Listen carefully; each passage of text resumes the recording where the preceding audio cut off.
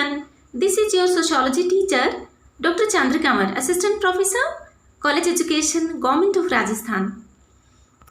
इस वीडियो को बनाने का इंस्पिरेशन मुझे अपने स्टूडेंट्स से ही मिला है, खासतौर से रिया, मनीषा और भी बहुत सारे स्टूडेंट्स। ये गर्ल्स मुझे कहते हैं मैम आप अच्छा पढ़ाते हो, आप प्लीज़ आप वीडियोस बनाइए और सबको बहुत इससे फ़ायदा होगा। तो आई थॉट कि I must listen to my students. देखिए students, you are an inspiration to me. आप भी कहीं ना कहीं मोटिवेट करते हैं अपने टीचर्स को। सी मोटिवेशन इज़ टू वेज। जहाँ आपके टीचर्स आपको मोटिवेट करते हैं, वहीं आपके स्टूडेंट्स भी आपको बहुत कुछ करने के लिए प्रेरित करते हैं।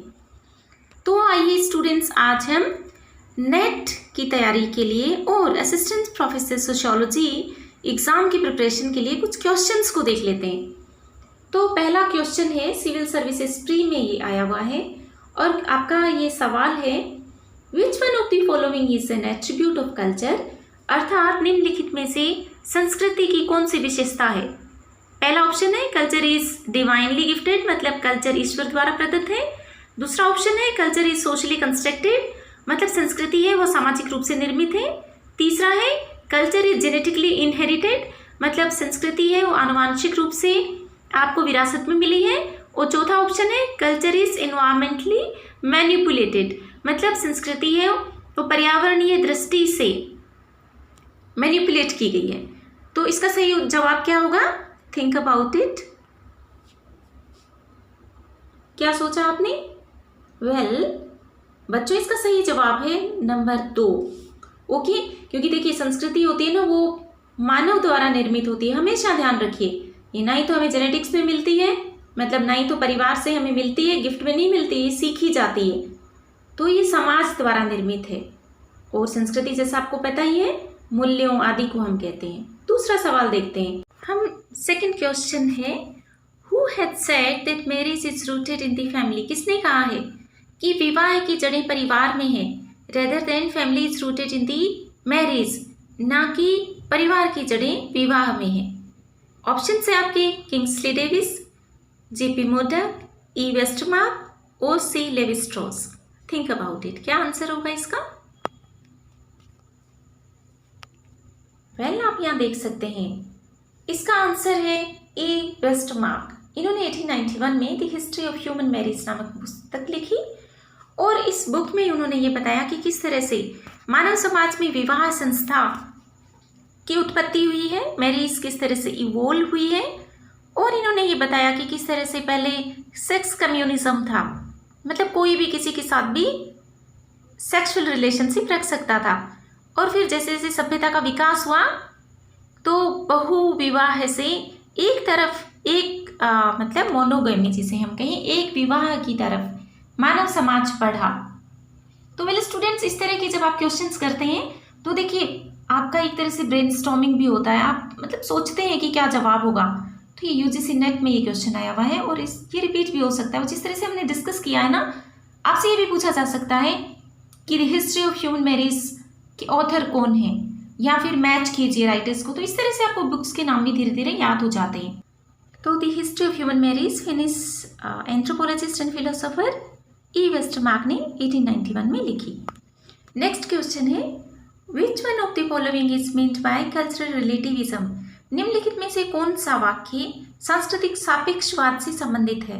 पहला option, there are universal cultural norms that we must follow, कुछ सांस्कृतिक नॉर्म्स होते हैं, कुछ सार्वभौमिक सांस्कृतिक नॉर्म्स होते हैं जिनको हमें फॉलो करना चाहिए, मानना चाहिए। दूसरा option, one's view of social institutions is coloured by his cultural perspective, एक व्यक्ति के सामाजिक संस्थाओं के विषय में दृष्टिकोण उसके अपनी सांस्कृतिक परिप्रेक्ष्य से प्रभावित होते हैं। Third option, the function and meaning of a trait are relative to its cultural settings, कि कोई भी जो संस्कृति होती है उसकी एक सेटिंग होती है, एक मतलब उसका एक पृष्ठभूमि होती है, उसी से सांस्कृतिक परिप्रेक्ष्य को निर्धारित किया जाता है। और फोर्थ है, one believes that one's own culture is relatively superior to that of others, कि एक व्यक्ति विश्वास करता है कि उसकी संस्कृति अन्य संस्कृतियों से अधिक श्रेष्ठ है। तो इसका उत्तर क्या होगा? Think about it. देखिए इसका जवाब है, सही जवाब है तीसरा option. The function and meaning of a trait are relative to its cultural settings. मतलब संस्कृति के किसी भी तत्व की जो उपयोगिता है वह एक कल्चरल सेटिंग से ही वो निर्धारित होती है। कोई भी संस्कृति उच्च नीच नहीं होती। और फ्रेंच बर्ड्स ने इसकी बात की है।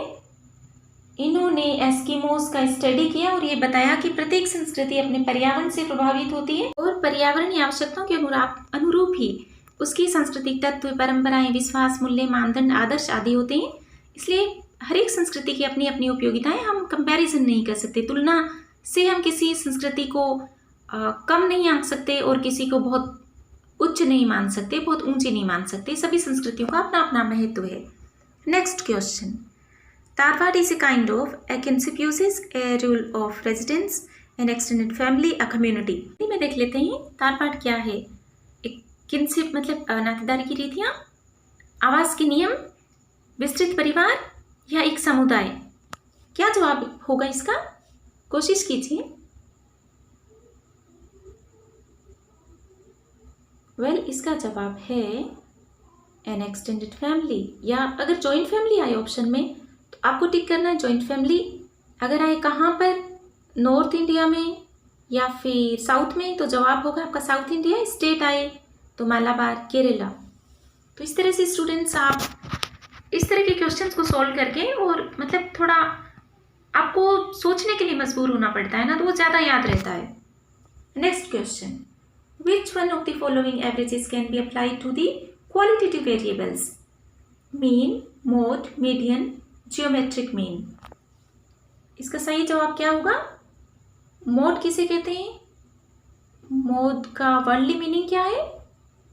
वेल मोड एक ला मोड फ्रेंच शब्द से बना है।